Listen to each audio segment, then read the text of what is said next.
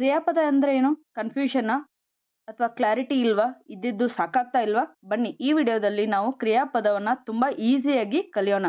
So zero knowledge ಇದ್ರೂ ಕೂಡ we can make it as 100% in this video in less than 5 minutes. So ಕ್ರಿಯಾಪದನ ಸುಲಭವಾಗಿ ಕಲಿಯೋಣವಾ? Ready ಇದ್ದೀರಾ? ನಮಸ್ಕಾರ ಮಕ್ಕಳೇ, ನಮಸ್ಕಾರ ಫ್ರೆಂಡ್ಸ್. ಶುರು ಮಾಡೋಣವಾ?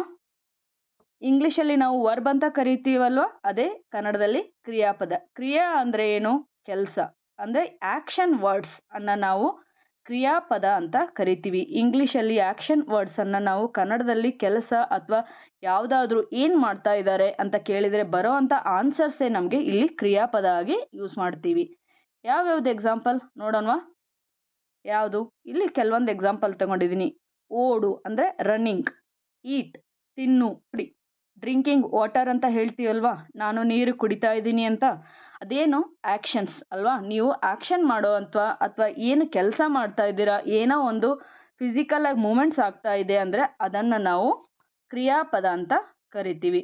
ಏನು ಹಿಂಟ್ಸ್ ಏನು ಮಾಡ್ತಾ ಇದ್ದಾನೆ, ವಾಟ್ ಈಸ್ ಹ್ಯಾಪ್ನಿಂಗ್ ಅಂತ ಕ್ವಶನ್ಸ್ ಬಂದರೆ ಅದಕ್ಕೆ ಬರೋ ಆನ್ಸರ್ಸೇ ನಿಮಗೆ ಕ್ರಿಯಾಪದ ಆಗಿರುತ್ತೆ. ಮತ್ತಷ್ಟು ಎಕ್ಸಾಂಪಲ್ಸ್ ಅಥವಾ ಕ್ರಿಯಾಪದ ನೋಡೋದಾದರೆ, ಆಡು ಅಂದರೆ ಪ್ಲೇಯಿಂಗ್ ಅಂತ ಹೇಳ್ತೀವಲ್ವಾ, ಅದು ಕನ್ನಡದಲ್ಲಿ ಆಡು.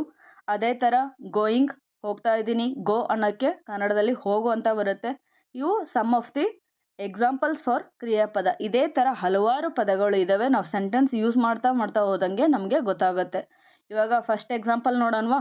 ರಾಮ ಓಡುತ್ತಾನೆ. ಇದರಲ್ಲಿ ರಾಮ ಅನ್ನೋದು ನಾಮಪದ. ನಾವು ಪ್ರೀವಿಯಸ್ ವಿಡಿಯೋದಲ್ಲಿ ನೋಡಿದ್ದೀವಿ ಆಲ್ರೆಡಿ.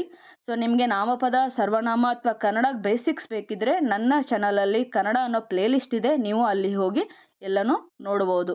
ಇಲ್ಲಿ ರಾಮ ಏನು ಮಾಡ್ತಾ ಇದ್ದಾನೆ? ಓಡ್ತಾ ಇದ್ದಾನೆ. ಸೊ ಓಡ್ತಾ ಇರೋದು ನಮಗೆ ಇಲ್ಲಿ ಬಂದು ಕ್ರಿಯಾಪದ ಆಗುತ್ತೆ. ಅದೇ ಥರ ಇನ್ನೊಂದು ಕ್ವಶನ್ ನೋಡೋಣವಾ? ಸೀತಾ ಓದುತ್ತಿದ್ದಾಳೆ. ಏನು ಮಾಡ್ತಾ ಇದ್ದಾಳೆ ಅವಳು? ಓದುತ್ತಾ ಇದ್ದಾಳೆ. ಸೊ ಆ್ಯಕ್ಷನ್ ಏನಾಗ್ತಾ ಇದೆ ಇಲ್ಲಿ? ಓದುತ್ತಾಳೆ. ಸೊ ಅದು ಬಂದು ನಮಗೆ ಕ್ರಿಯಾಪದ. ಅದೇ ಥರ ಮೂರನೇದು, ನಾಯಿ ತಿನ್ನುತ್ತದೆ. ಸೊ ಇಲ್ಲಿ ಆ್ಯಕ್ಷನ್ ಏನಾಗ್ತಾ ಇದೆ? ನಾಯಿ ತಿಂತಾ ಇದೆ. So dog is eating. Eat ಅನ್ನೋದು ನಮಗೆ ಇಲ್ಲಿ ಕ್ರಿಯಾಪದವಾಗಿ ಬರುತ್ತದೆ. ಸೊ ತಿನ್ನುತ್ತದೆ ಅನ್ನೋದು ಆನ್ಸರ್ ಆಗಿರುತ್ತೆ ಇಲ್ಲಿ. ಸೊ ಪ್ರಾಕ್ಟೀಸ್ ಮಾಡ್ತೀರಾ? ಕ್ವಶನ್ ನಂಬರ್ 4, ಅಮ್ಮ ಊಟ ಮಾಡುತ್ತಾರೆ. ಮತ್ತು ಕ್ವಶನ್ ನಂಬರ್ 5, ನಾನು ಶಾಲೆಗೆ ಹೋಗುತ್ತೇನೆ. ಟ್ರೈ ಮಾಡಿ ನೋಡೋಣ. ಗೊತ್ತಾಯ್ತಾ?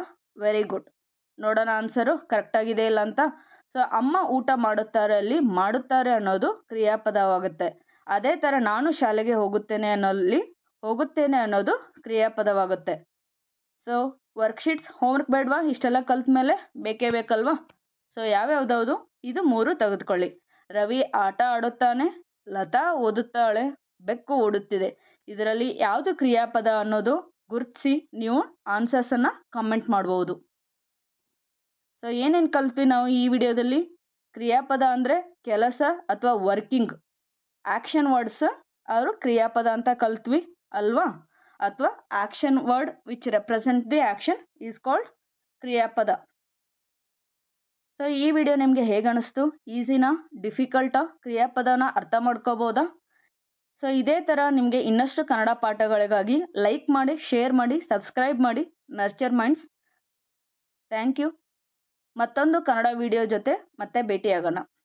Thank you once again.